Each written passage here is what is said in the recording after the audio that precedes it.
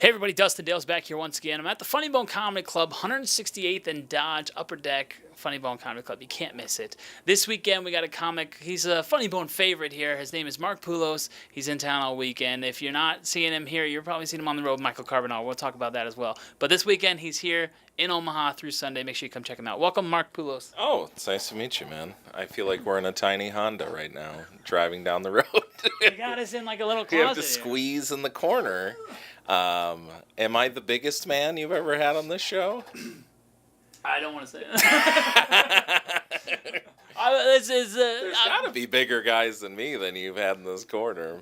Pretty close. Tiny corner. But I'm glad to be on the show. I didn't even know I was going to be on, so I'm on. That's what I do. I just pop in. I just start interviewing people. So you're like the Michael Moore of Omaha. You just hide in the green room. Exactly. As soon as someone walks in, hey, let's talk. Time for an interview. All right, let's talk about comedy.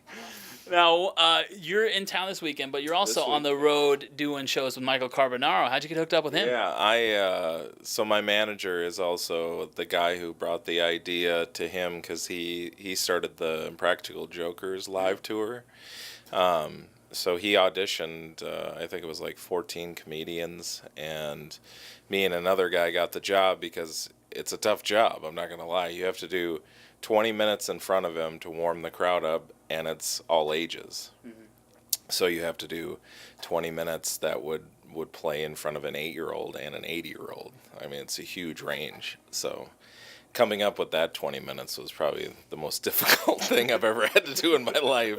Because it's not only does it have to be clean for kids, it has to be funny, like really funny. Like I guess one of the guys was clean and he didn't get one joke, one laugh in like 15 minutes, and they fired him after the show. So I was like, I'm pretty nervous every time I do the tour because I'm like, at any moment he could be like, poof, you're gone. So before you got on the road with him, was your set kind of like that already, or was it just something you had to adapt? You know, I always kind of lend myself to the clean writing, like the family writing and stuff, but I still have horrible, filthy jokes that I still like to do, you know, so I enjoy coming to comedy clubs where there's not that much restriction on you and stuff, but it is fun to kind of push yourself in directions to see if you can do things, you know, like I can't think of many comedians that can do 15 minutes in front of children. I mean, it's got to be probably the most difficult thing in the world, so... So are you also doing 6-year-old birthday parties on the side? Yes. This Saturday, I'm doing Jim and Jane's 4-year-old twin party down in Council Bluffs. So I'll be dressed as the clown from It, and we'll see how it goes. I mean, I'm very much looking forward to that. It's my first one. For those of you who don't know, Michael Carbonaro, he's a magician. He's got his own show called The Carbonaro Effect. It's on True TV, and he deals with all kinds of magic, but it's like unsurprised. Practical joke magic. Yes, that's the better word. People come to like Best Buy or like a herbal store, and he's the guy helping them, and then he just does weird stuff. He's like, you know, hey, this stuff is really herbal, and then he puts it in a bag and it turns into apples or something, and people are like, what? Like, it's really funny to watch. Were you a big magic fan growing up? I actually was. When I was a kid, my parents took me to Las Vegas. Mm-hmm. And we got free tickets to see Siegfried and Roy. I don't know if you know those guys. They had the Tigers. It didn't turn out well. One of them got eaten by the tiger. So, but still huge fan of magic. Those David Copperfield specials were always. It's like, I'm gonna make an elephant disappear right before the 10 o'clock news. Like, all right. So yeah, I've always been a huge fan. So it's been a fun tour. I mean, I get to go to a lot of cities I've never been to before, picking up a lot of fans, young and old. So it's definitely doing what it's supposed to do. So do you work in magic into your own set every now and again? Try to do a trick or two? No, I got nothing. It would be funny if at the end of this interview I'll just slowly slide out of frame, like he's gone. Now, along with the tour with Michael Carbonaro, you also have a podcast that you do every week as well. Yes, it's pretty much anywhere a podcast exists. It's called Unbridled Enthusiasm. It started out as like an extension of my comedy. I would just tell the behind the scenes stories, and then had some friends on, and now it's kind of gone off into a weird area. I'm doing like conspiracy theories and parallel universes and a lot of, like, I don't know if you've ever heard of the Mandela effect. Have you ever heard of that? I don't think so, actually. I came across it the other day, and apparently there's this thing that people believe that two parallel universes are merging right now.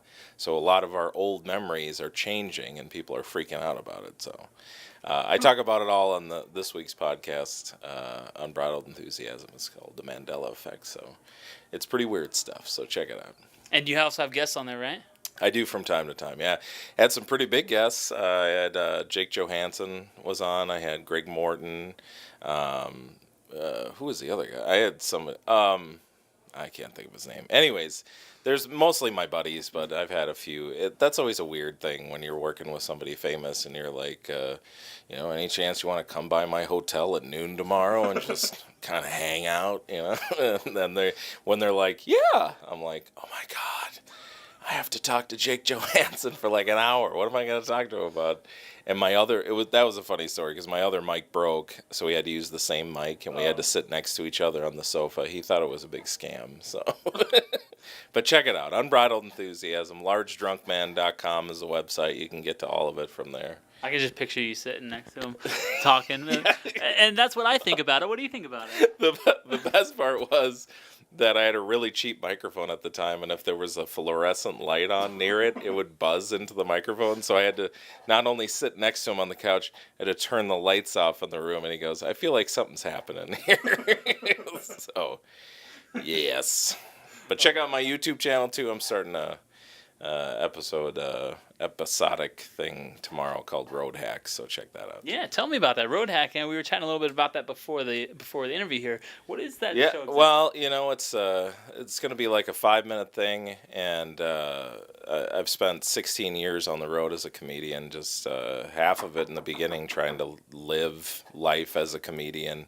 And so I have these tips, like things you can find, like cheap things, other things on the road that can help you along the way. So I figured, why not, spread it around. So check it out. One thing that you also add to your act is you play guitars, right? You play some instruments? You know what's funny is I started out as a guitar comic, and I haven't done it in 9 years, and they just cannot get it out of my bio everywhere I go. That's what I get. I do some research, and it says, he plays a guitar on stage. I did, and I have close to 30 funny songs that are all horribly mediocre. They're all on SoundCloud if you want to listen to them. I've got big hits like Stripper Mart, and Accident Prone Dad, and tons of great stuff. So check it out, SoundCloud. You can look up all my horrible funny songs. His name is Mark Poolos. He's in town all weekend long at the Funny Bone Comedy Club, 168th and Dodge, Village Point Mall, Upper Deck, right by the movie theater. You can't miss it. Make sure you come check him out. He's here through Sunday. Mark, thanks for hanging out with me, man. Please, we need people. Thanks for hanging out with me, man. Hey, thank you, man. I appreciate it. Take care, guys.